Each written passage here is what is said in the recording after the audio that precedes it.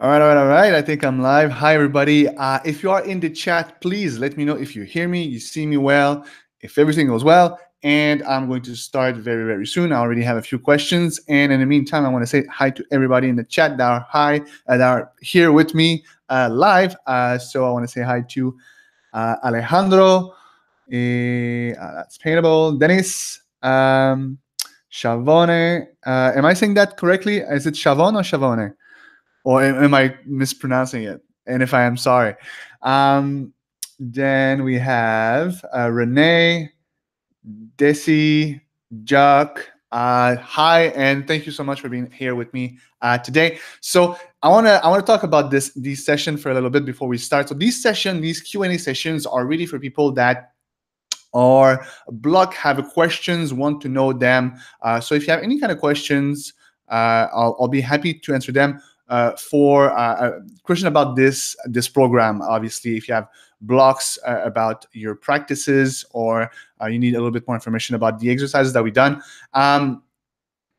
If you have trouble with, let's say, learning something to draw, like these, I want to just say this, these sessions are not going to be how to draw something sessions. So if you want to learn how to draw hands, for example, I'm not going to show you how to draw hands.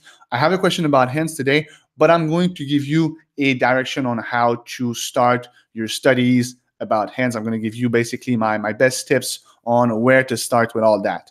So I'm still going to have an answer for you, but I'm not going to go in Photoshop and then show you a tutorial on drawing hands. Those sessions are not for that. If you have questions, though, you feel free to put them in the chat. And now that there's a little delay, so I guess everybody is hearing me correctly. Perfect. And Shavona, I'm assuming I said your name correctly, so that's perfect.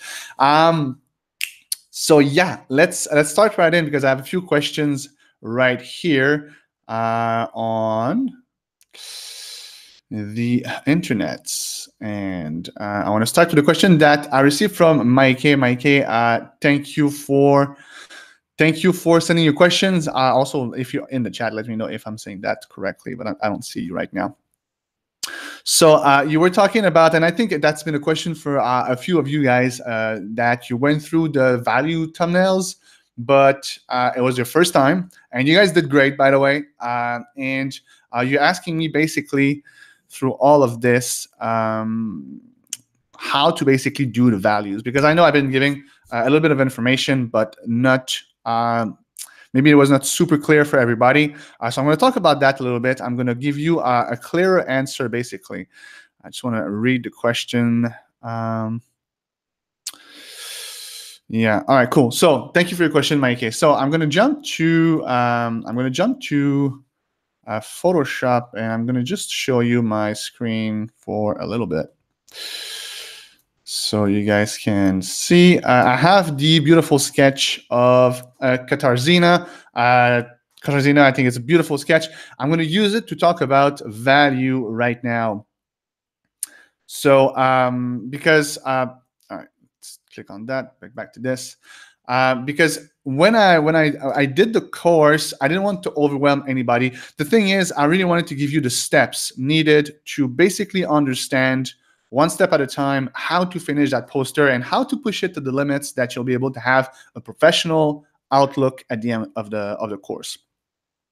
But when it comes to value thumbnail, the way you want to do them is you need to understand light from imagination to really be able to do them. And since we didn't go through the module with light, I wanted to give you just a clear way on how to start doing value thumbnails, but without knowing all the technicalities of value lighting from imagination. I want to use this illustration here to give you an example.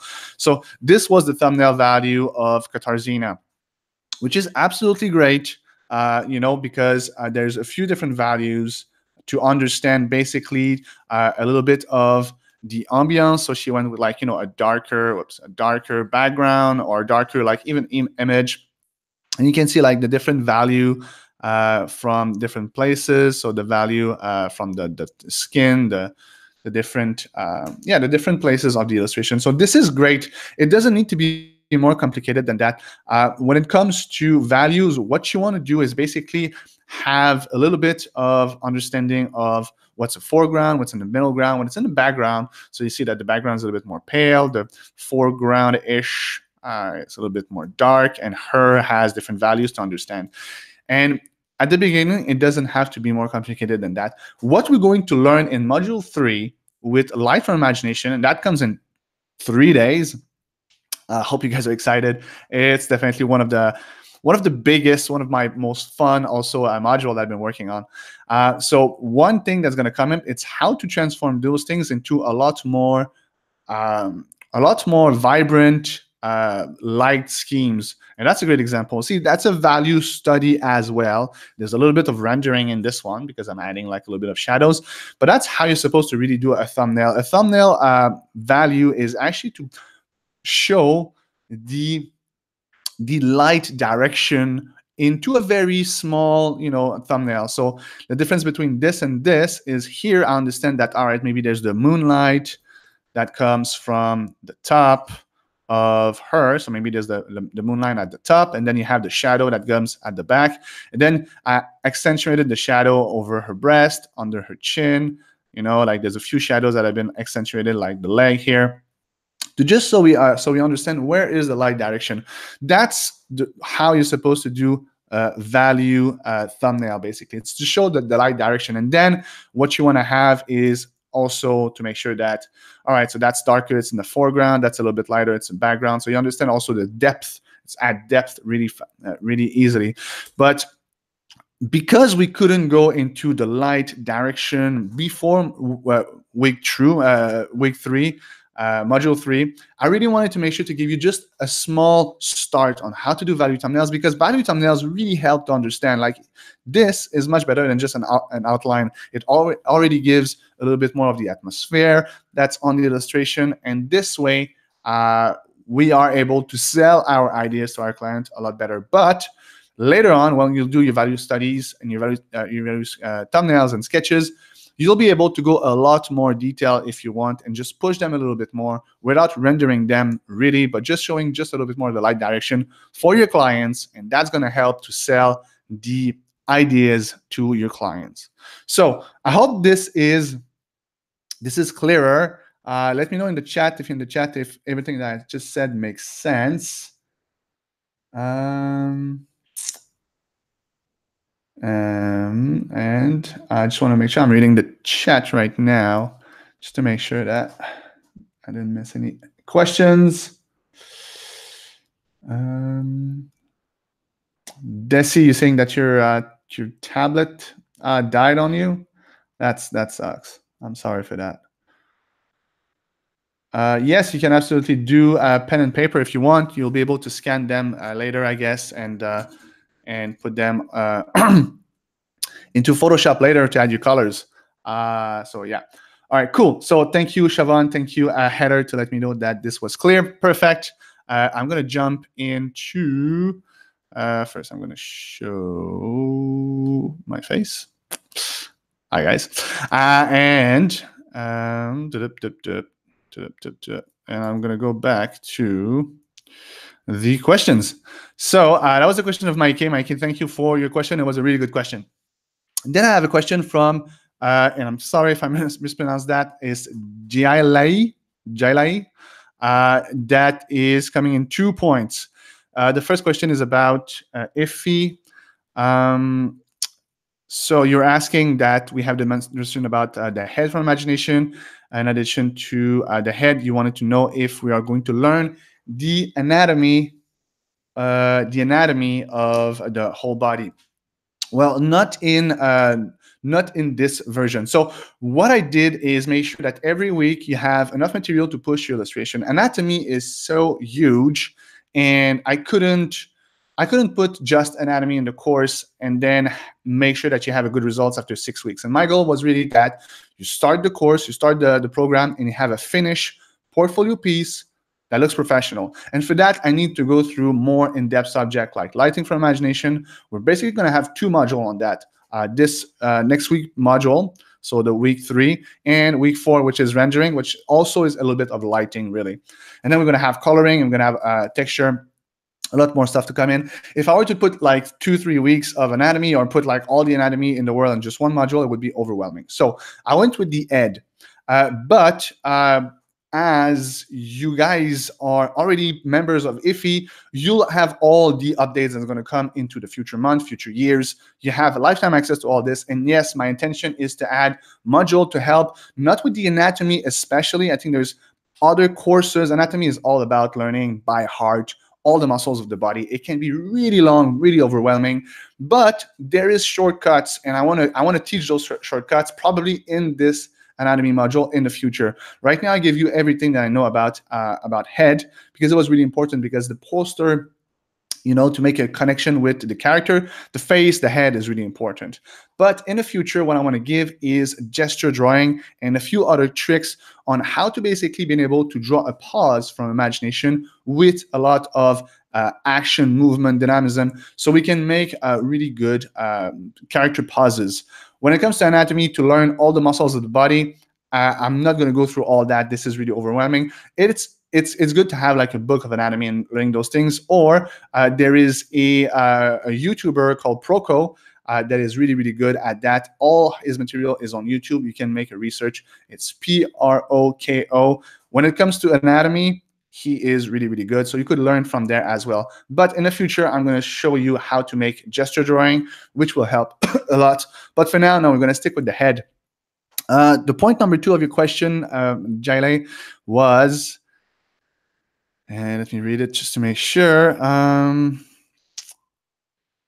Okay, yeah. So you were asking what's the transition that you can do, because you have a traditional background, and then you want to show, you want to make sure that, I'm just going to get to the,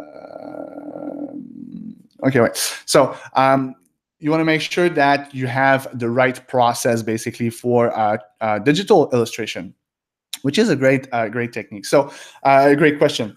So when it comes to my process on how to go from basically drawing from painting mode, you were asking, like, you were really scared to put like thick paint. You're going really slowly in Photoshop because you're used to traditional. When it comes to digital, you can add layers, paint over. You can go black on white and white on black at any time that you want. It's not the same process as traditional. What comes as the same, though, that you can really, really do easily is this. You want to start with a sketch, no matter if you're doing a traditional or and then scan it, or you do it digitally directly in Photoshop. You want to start with a sketch, just to give you, a roadmap. There's people starting directly in values. Definitely a class that I would like to teach in the future. But for now, I like for people to start with sketches because it's less overwhelming to start with a sketch. So go start with a sketch, and then what you want to do is flat values or flat colors. In this course, I talk about values because it's a great way to understand how to add depth to your illustration. And taking out the color range at the beginning is just one factor that you don't have to factor in that's going to help you basically learn faster. But either way, you want to start with sketches, then value or flat colors, and then it's all about lighting from imagination, rendering the form. So we're going to all learn that in this course, actually. So you'll have a process from A to Z. So right now, what I want to do, what I want to tell you about, like, taking your time and being sure that you don't put like thick paints or or transparency paint. You don't have to worry about those things in Photoshop. As long as you do sketch, flat values or flat colors, and then rendering, you'll be good to go. I hope this is answering your question. Thank you for submitting them. Next one, I'm just going to go to the chat, make sure that I didn't miss any other questions.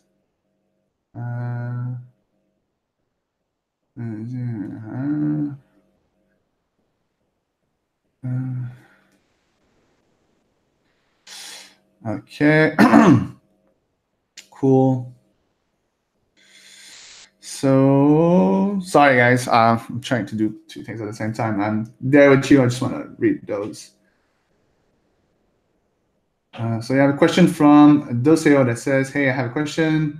So for each module in count for a week, and if so, that means that there's 6 modules.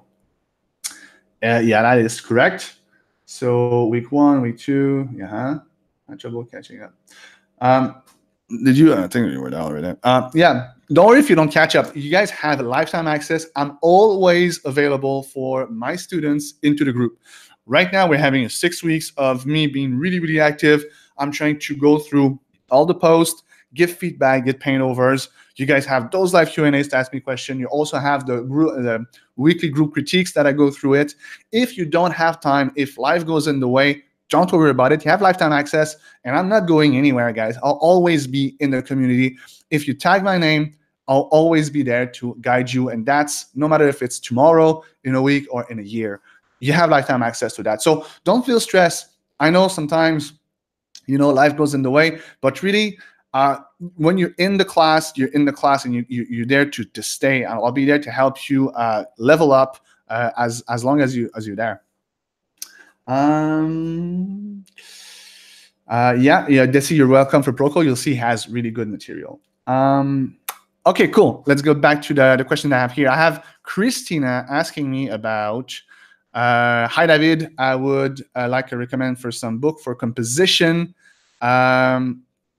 or maybe videos, or any advice and more to add more depth.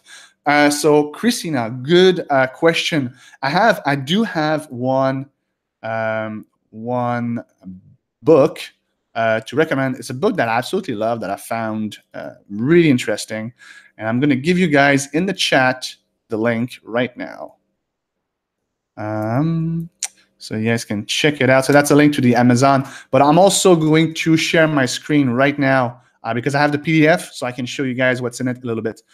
So let me do this. I'm going to share my screen real quick, hide this, and go here. So this is the book that I give you guys the link in the chat. So it's called Frame Inked, and it's a book from Marcos Matias Mastre, and it's absolutely amazing. I want to show you just a few pages. Basically, what he does is he's doing sketches in ink, and he's doing all those little frames to show you how to basically frame images. I'm just going to go forward a little bit and show you like a few images. He talks about the principle of designs and how to basically frames. I'm actually going to create a course in the future, and I'm pretty sure I'm going to include it into the IFI. But I wanted to show you that because it's a great book, it's a great resource, and before the course is created in the future, then you'll have this to understand. He talks about how to basically frame things, and it goes from portraiture, but also light from imagination. And when you're going to learn light from imagination in about a week, you'll be able to start doing those things. How to, for example, for here, how to put emphasis on certain places of the face, like the eyes, to express certain emotion. Like you put it on the eyes, on the mouth, then you can show the expression of the face. It's how to basically do storytelling into like very small frames. We talk about wide shot, medium shot, close up, all that. We already covered that in the course, but he goes through it, and he goes a little bit further than that, how to do lines for directions that we've been talking about. So it's really a great book. You'll be able to understand the book with the course. So yeah, if you want to learn a little bit more about how to create, you see that he shows example like this, of like different scenes with different angles of cameras. It's beautifully done. It's all in black and white. He shows you how to do note and sketch. Note and sketch are basically when you do only abstract shape with black and white, which is also a course that I'm and I want to create. It's going to be created in the future within the next few months or within the year. So you'll have access to all that, but this is like a giant teaser to show you like a really great resource. That it's really a great source of inspiration for me when it comes to framing and doing composition. So I wanted to give it to you. You can guys go have a look at, I'm gonna stop that. You can have a look at the link that I give you. That's in Amazon, but if you want to find it in your library, you're absolutely free to do. I just wanted to give you just one link so you know exactly the title of it. It's really a great book. So if you want to learn more about composition, I think that's going to help a lot. All right, Dennis. Ciao. You said that you're going back to class.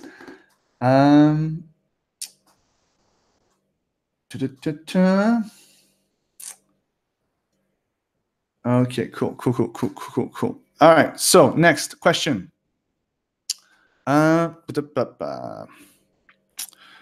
Next question I have, Poliniki, thanks for your question.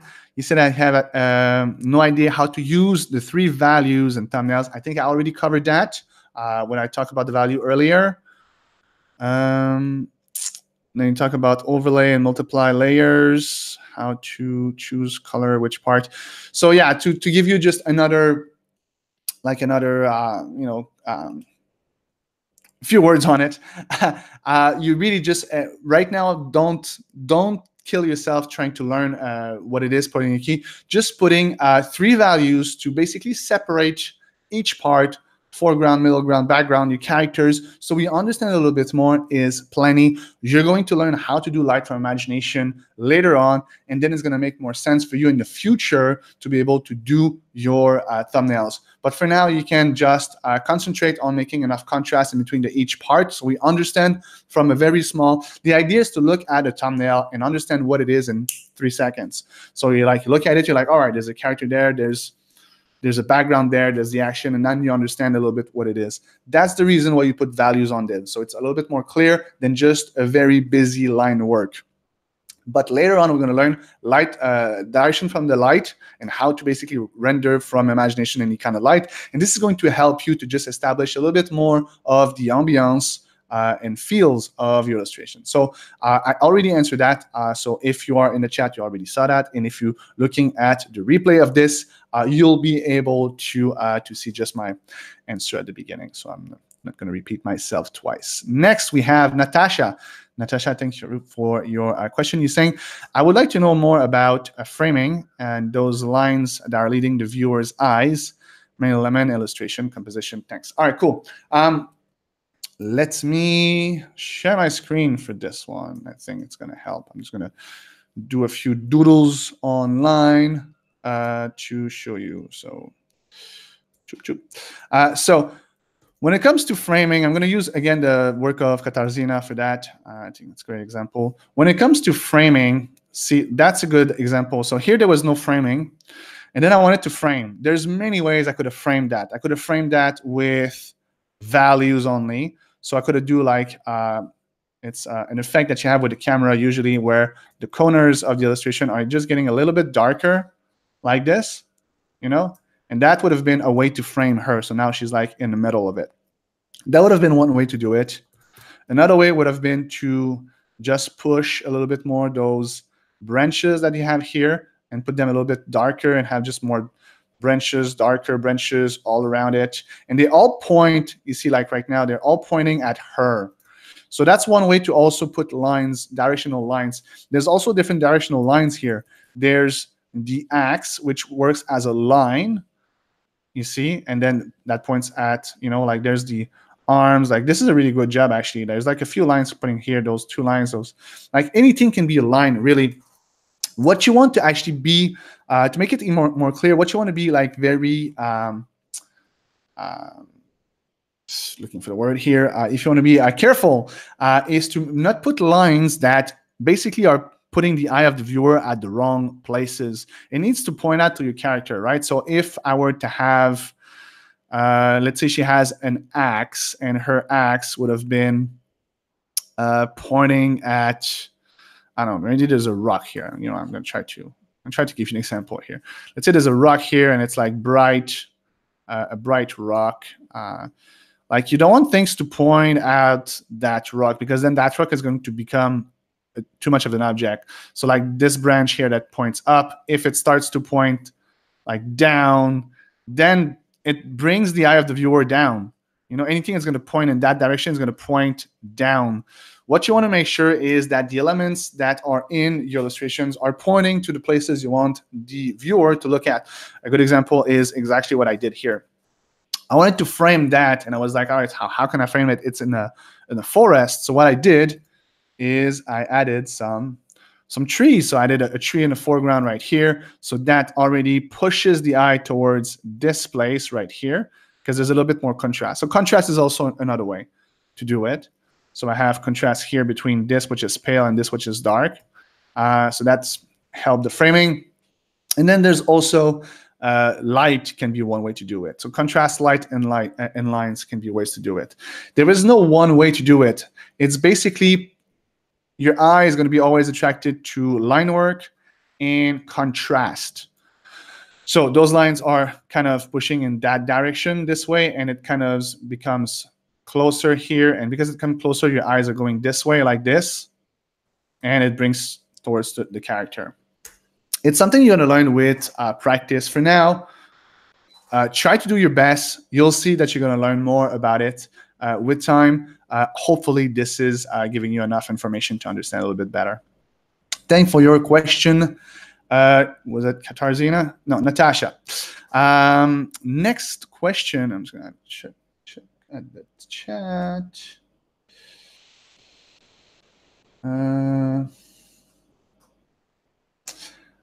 So yeah.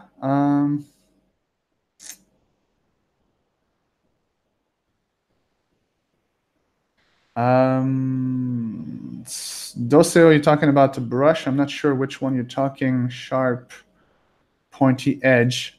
Internet, yeah. Sharp, pointy edge. I'm not sure what you're talking about. Sorry.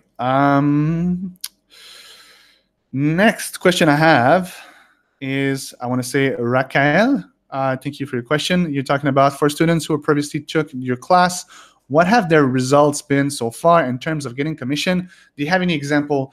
I don't have example right now. I am working on taking the information slowly to build case studies. Right now, I don't have any case studies to show. What I can tell you is there's a few students in the community, in the IFE community right now that are participating for the second time. The best way to get this information for you to know if they've been able to find more jobs, how the class helped them, is to go directly at them. Out of the blue, I have Benjamin O'Donoghue, I think it's pronounced, that is in the class. There's also Michelle, that's in the class. That's both in the community. If you look at their work, they posted a few times already in the few weeks and a few days that passed. Ask them. I think that's the best way. I will do and put together a case studies in the future, but I don't have it right now, so I cannot answer those. What I can tell you is we're going to have also a giant section called the Going Pro at the end of the 6 weeks. So that's going to be another month of knowledge after those 6 weeks that talks only about how to approach clients, how to answer clients, how to find work. And that's going to help you a lot to start your career. So if you're like eager to start and getting contracts, just for now, we're going to concentrate on create beautiful art, and then we're going to make sure to put that art in front of potential clients. So that's the way the course has been built right now. So just take one step at a time for now. This week was all about anatomy of the face, and next week is going to be all about lighting from imagination, and we'll get to how to get clients later.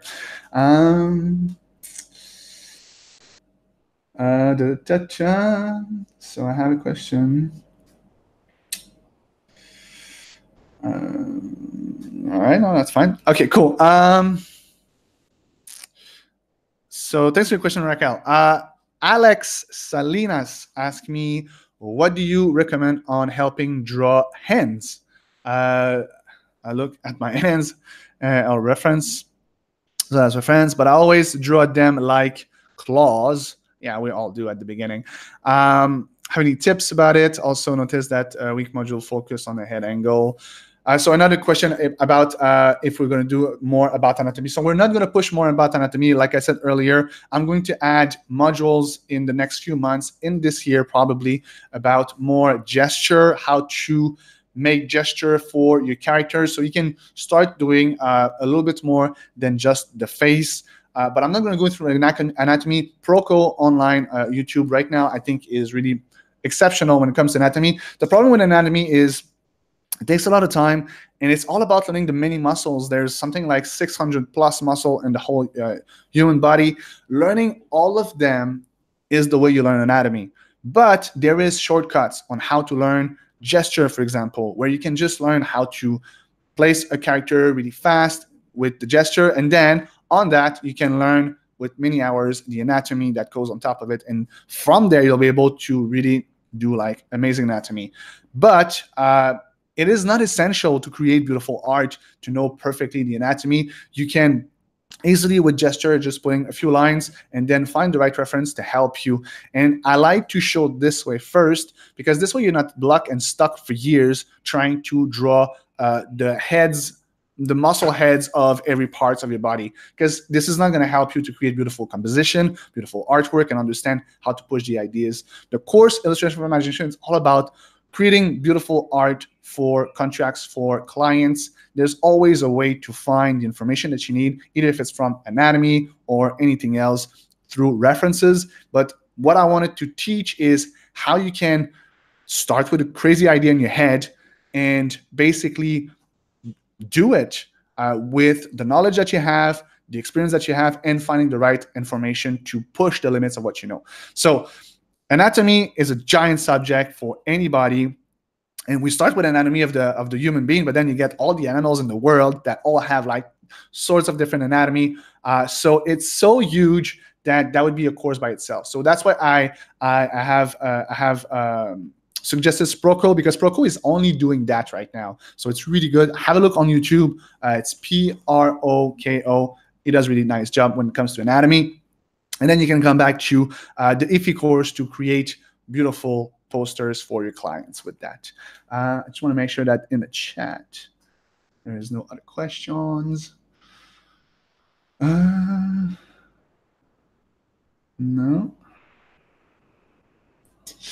Cool. Thanks for the question, Alex Selena. And thanks for everybody that's here with me today to chill in this live. That's always fun. Then I have a question from Charlie Simons. Where should we be in the course right now? I feel like I'm following the steps, but still feel behind with the things that are due. Is this supposed to be at your own pace? Yes, it is. It is absolutely at your own pace. The thing is, with the first 6 weeks, I'll be there practically every day. I'm going into the community. I'm going over to work. I'm doing all those lives. We have lots of interactivity. But after the 6 weeks, I'm still going to be there. If you feel behind, don't worry. I'll be there all year long. I'll be there as long as you need, really. There's students that were asking me questions in the middle of the year when IFI was actually started like a year ago, and I'm still there. If you have questions about anything during the year, you can always tag my name into this.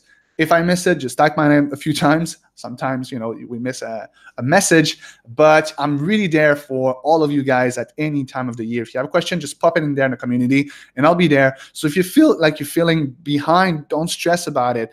Just, do whatever you can to try to keep the momentum for the next 6 weeks, because I think that this is going to really help you to just get a kickstart and start your art and just start your portfolio so you can finally get, a job out of this. And I'll be there to help you along the way. But if you feel behind, don't start stressing and being overwhelmed about it. This is not the point of it. Life can get complicated. Everybody's understanding that. So, don't feel bad about it. Just do your maximum. And if you have any question in the meantime, the community is there. I'll be there. So don't stress about it. Charde, that was for you. Perfect. I have one more question, which is from Sally, and says, what can I do to help unlock my imagination? That's a great question.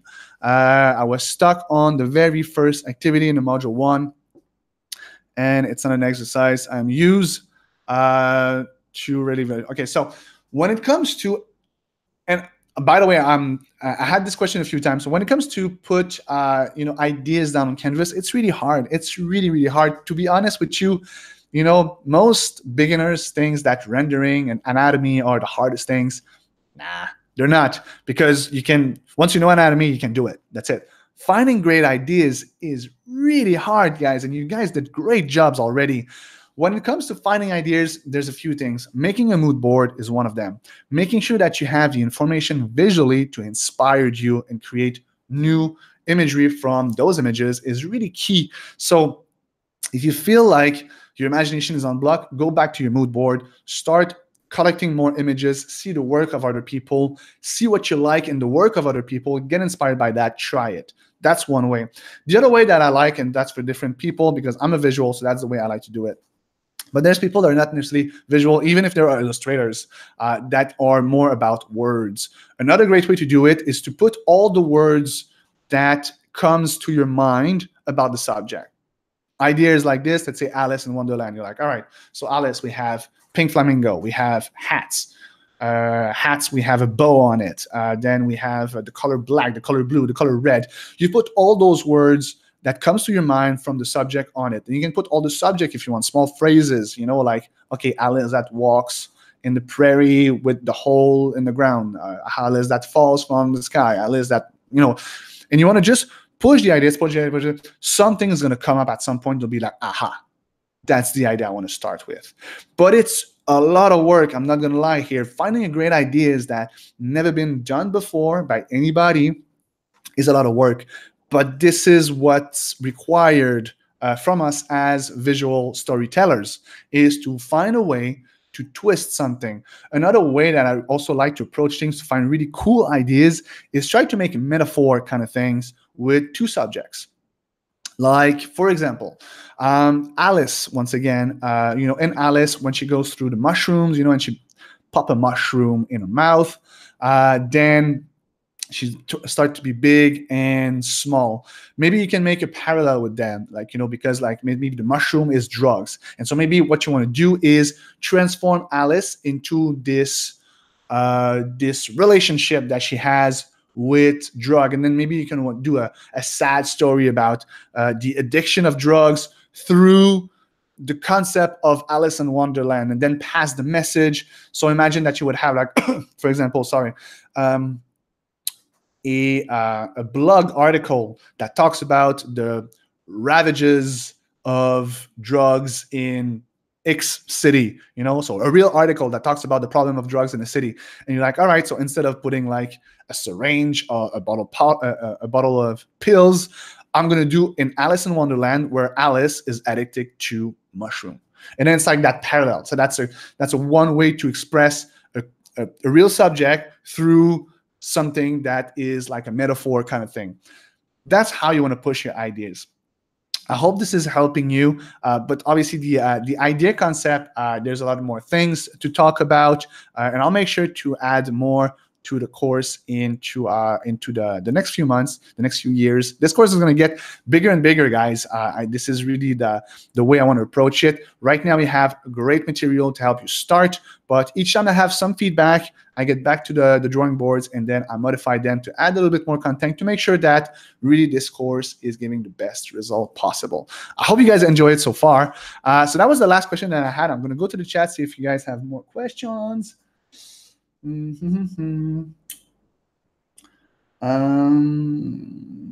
I don't see any. So I'm going to let you guys go with your day. So these are the Q&A, guys. You can send me your questions. I'm going to talk about it on screen like this. Sometimes I'm going to show you a few things to put my points more clear.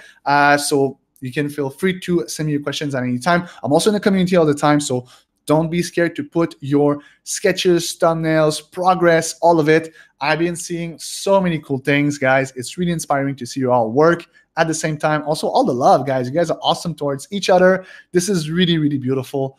So thanks for being part of this. For the rest, I'm going to let you go. Have a good day. Happy paintings. And I'll talk to you in the community, guys. So, ciao.